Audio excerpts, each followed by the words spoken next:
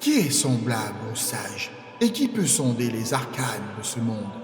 La sagesse éclaire le visage de l'homme, dissipant la rigueur de son expression. Je te le dis, respecte les ordres du roi, par fidélité au serment prêté devant Yahweh.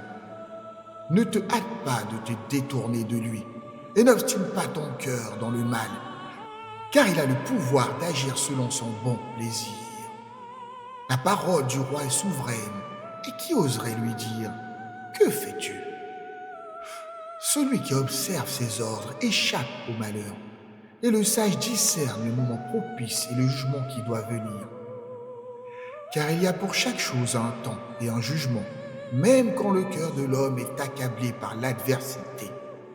Cependant, nul ne sait ce que demain apportera, et qui peut révéler les mystères de l'avenir. L'homme n'a aucun pouvoir sur son souffle pour le retenir, et ne peut pas vaincre le jour de la mort. Ce combat ne connaît aucun triomphe, et la malice ne peut délivrer les méchants. J'ai observé tout cela et dirigé mon esprit vers les œuvres sous le soleil, voyant bien des fois l'homme dominer son semblable pour lui infliger des tourments. J'ai vu des méchants reposer dans la tombe, honorés dans leur sépulture, tandis que ceux qui œuvraient avec droiture étaient rejetés loin du lieu sacré et oubliés dans la ville.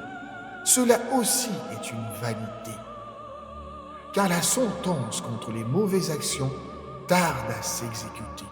Et c'est ainsi que le cœur des hommes se livre à leurs désirs de mal. Bien que le pécheur commette le mal 100 fois et que ses jours se prolongent, je sais cependant que le bonheur est pour ceux qui révèrent Yahweh, car il cultive en eux la crainte divine.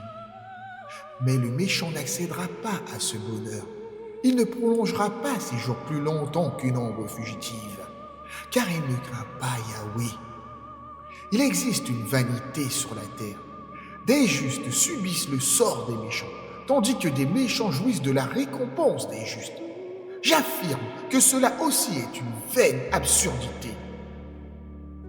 J'ai donc fait l'éloge de la joie, car sous le soleil, il n'y a de meilleur bonheur pour l'homme que de manger, boire et se réjouir, car c'est là son partage au milieu de son labeur, durant les jours de vie que Yahweh lui accorde sous le soleil. En appliquant mon esprit à saisir la sagesse et à examiner tout ce qui se fait sous le soleil, alors que les yeux de l'homme ne trouvent repos ni jour ni nuit. J'ai contemplé l'œuvre de Yahweh et j'ai vu que l'homme ne peut pénétrer les mystères de ce qui se déroule sous le soleil. Même avec tous ses efforts, il ne saurait les découvrir. Et même le sage, s'il prétend savoir, ne peut comprendre.